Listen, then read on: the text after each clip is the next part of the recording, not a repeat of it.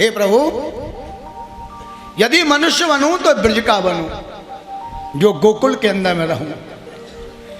पशु बनूं तो गायों के बीच में बनूं। पत्थर भी बनाना हो तो गिरिराज पर्वत के बनाना, और यदि पक्षी भी बनाओ तो उस कदम का बनाना जिसके नीचे खड़े होकर के आप बंसी बजाते हो। ब्रज के अंदर बसने की अभिलाषा को लेकर के रसखान जी बांके बिहारी में जाओ तो सबसे पहले उन्हीं का दोहा लिखा है। कहने का भाव, यदि भगवान को तुम मूर्ति मानोगे तो मूर्ति बन जाएंगे, और कागज के अंदर में छोटी सी फोटो को देख करके भी जानोगे कि साक्षात परमात्मा है, तो उसमें से भी प्रकट हो जाएंगे। बोलो राधे राधे।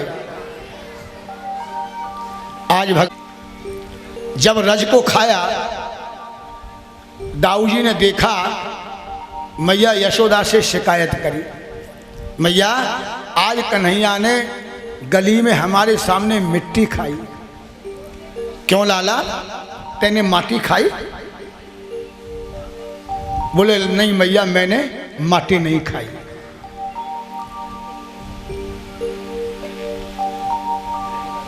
एक मिनट, राधे राधे। तुमने मिट्टी खाई? बोले मैया मैंने मिट्टी नहीं खाई। यहाँ एक प्रश्न होता है कि भगवान क्या झूठ बोलते हैं? बोले नहीं, भगवान झूठ नहीं बोलते, कभी भगवान ने मिट्टी खाई ही नहीं। तो नंद बाबा के बलदाऊ जी ने देखा, श्री दामा ने देखा, सभी ने देखा, तो क्या वो सब झूठ था? बोले हाँ, भगवान ने मिट्टी नहीं खाई, भगवान ने रज खाई। क्या खाई? जिस रज के लिए देवता लोग तरसते हैं, वो भगवान ने रज को खाया था। भगवान ने ब्रज की रज की महिमा को बढ़ाया। आगे भगवान ने सुंदर गोपियों के घर में जा करके माखन मिश्री को खाया।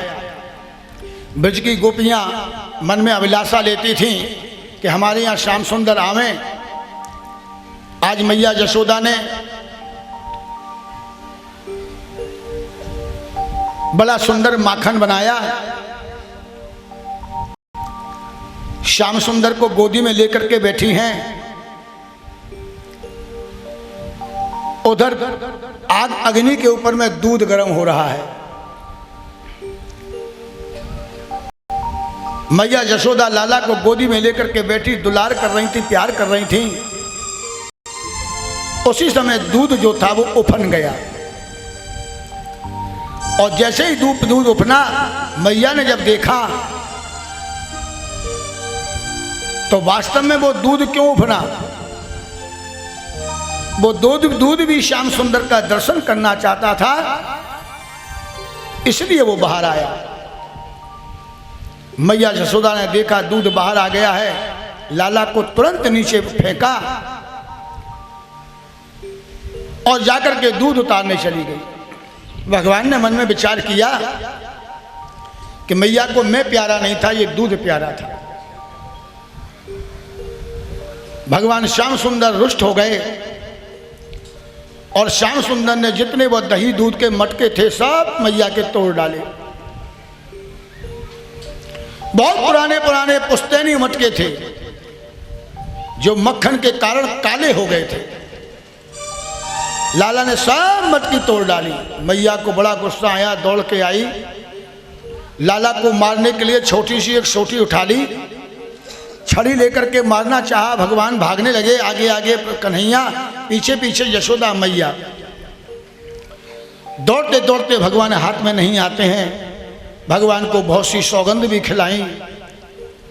लाला तुझे नंद बाबा की सौगंध है, तू मेरे हाथ में आ जा।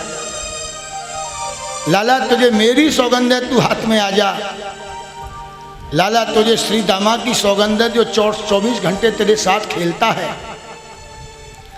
लेकिन भगवान नहीं आते हैं। वहां सामने जो मनसुखा था, जो भगवान के मन को सुख पहुंचाने वाला था, मैया ने उससे कहा ये कैसे हाथ में आएगा? बोले मैया ये किसी की भी सौगंध दे दे, नहीं आएगा। कलयुग के भक्तों की सौगंध दे तो तुरंत हाथ में आएगा। ऐसी क्या बात है? बोले भगवान के कलयुग में भक्त बहुत कम होंगे, और उनकी अगर सौगंध नहीं मानी जाएगी तो रहेगा कौन पूछने वाला। जैसे ही उनकी सौगंध खिलाई, लाला हाथ में आ गए, कन्हैया हाथ में आ गए। मैया ने कहा अब तुझे मैं बांधती हूँ। मैया ने तुरंत एक रस्सी लेकर के उनको बांधने का प्रयत्न किया, लेकिन रस्सी 2 अंगुल छोटी रह गई। मैया ने गोपियों को आवाज़ लगाई, एक दूसरी रस्सी लाना। दूसरी की तो बात छोड़ो, सैकड़ों रस्सियाँ आ गईं, लेकिन भगवान श्याम सुंदर नहीं बंधे, 2 अंगुल छोटे ही रह रहे। अंत में मैया ने जब निवेदन किया तो भगवान रस्सी में बंधे। रस्सी को दाम कहते हैं, उदर यानी पेट पर बांधा, इसलिए आज भगवान का नाम दामोदर हो गया। बोलो दामोदर भगवान की। दामोदर नाम पड़ गया। मैया ने उसको लेकर के ऊखल में बांध लिया, बोले यहीं पड़े रहना। मैया अपने काम में लग गई। भगवान श्याम सुंदर ऊखल को लेकर के 2 पेड़ थे यमला अर्जुन के, उनके बीच में से जाकर के निकले, उन दोनों को गिर दिया। गिरते ही उसके अंदर में से महाराज 2 सुंदर पार्षद निकले और जाकर के भगवान को निवेदन किया, प्रार्थना स्तुति की। भगवान ने उनका उद्धार किया। अष्टावक्र ऋषि के शाप से, ऐसा उनका नारद जी के शाप से उनको जो है वृक्ष की योनि में जाना पड़ा। भगवान ने उनका आज उद्धार कर दिया। अब भगवान थोड़े से आगे बढ़े। आज भगवान ने गोपियों के घर के अंदर में माखन खाना शुरू किया। भगवान ने बहुत सी दही की लीला, दही माखन लीला करी। यहाँ तक कि गोपियों के घर में जाकर के चलो दही खाते, माखन खाते तो अच्छा था, लेकिन उनको बंदरों में जाकर के फेंक देते थे, बंदरों को खिलाते थे, ग्वाल वालों को खिला देते थे। गोपियाँ दही बिलो करके रखती थीं, भगवान श्याम सुंदर जाकर के उनके दही को फैला देते थे। एक दिन एक गोपी ने अपने मन के अंदर में विचार किया कि आज श्याम सुंदर को कैसे भी हो पकड़ना है, क्या करें। तो उसी समय उनको एक बात मालूम पड़ी कि ये आते हैं छुपके, हाथ में नहीं आते। गोपी ने वहां क्या किया, एक घंटी टांग दी। वो जानती थी कि ये घंटी बजेगी तो हम समझ जाएंगे कि श्याम सुंदर आ गए। गोपियां छुप करके खड़ी थीं।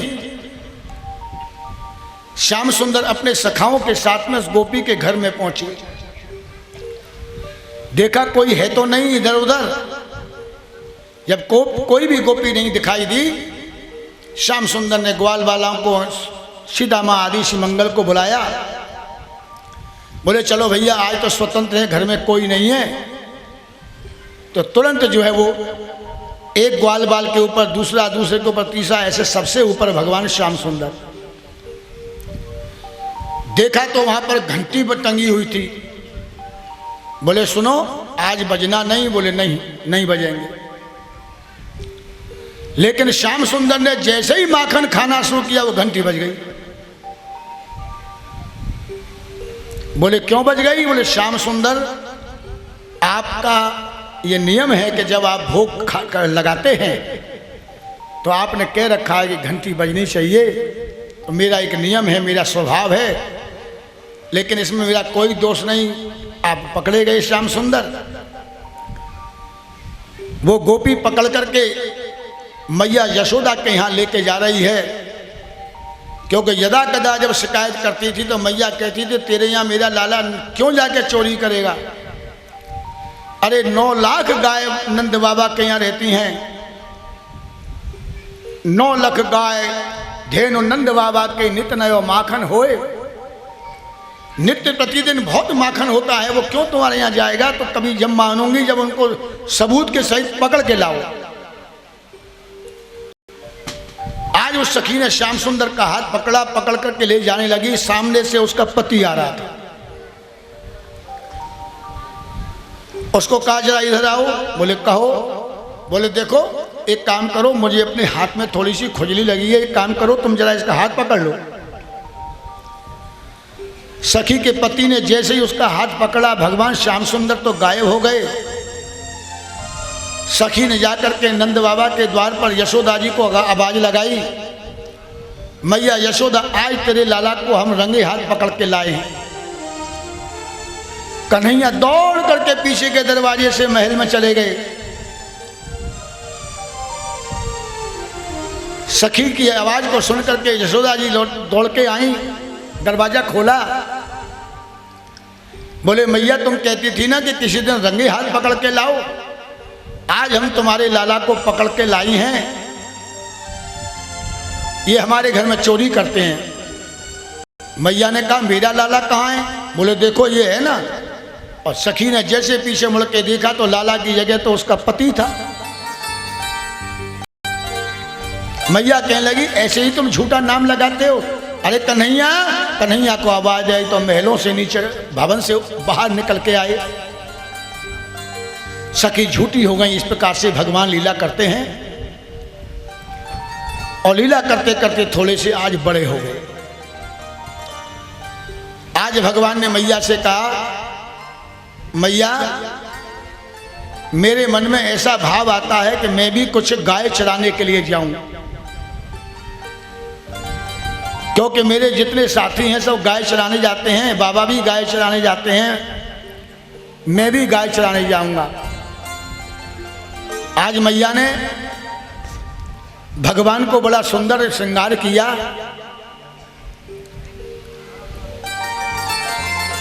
स्नान कराया, वस्त्र आभूषण पहनाए और बहुत सुंदर सुंदर गहने पहनाए, बहुत कीमत के थे। आज मैया ने एक एक हार ऐसा था जो 1-1 करोड़ रुपए में भी नहीं बनेगा। सुंदर हार बनाया करोड़ों रुपए का, करोड़ों रुपए के हीराओं से जड़े हुए कड़ूले पहनाए, कंगन, करोड़ों रुपए के हीरों से जड़े हुए करधनी कोंधनी पहनाई। जो मैया ने पायल बनाई उसमें भी हीरे जड़े थे। ऐसे करके कम से कम 15-20 करोड़ रुपए के आभूषण मैया ने 5 साल के लाला को पहनाए। आज उम्र उनकी 5 साल की हो गई। 5 साल के लाला को सुंदर आभूषण पहना करके, तिलक लगा करके बलदाऊ जी को साथ में रखा। श्री दामा से कहा भैया आज ये पहले दिन जा रहे हैं, इनको सुरक्षा में रह करके जाना, इनकी देख रेख करना। एक बार बोलो राधे राधे। कन्हैया की उम्र कितनी है? 5 साल। और मैया ने आभूषण कितने रुपए वाले पहनाए? 20 करोड़ के। कितने के?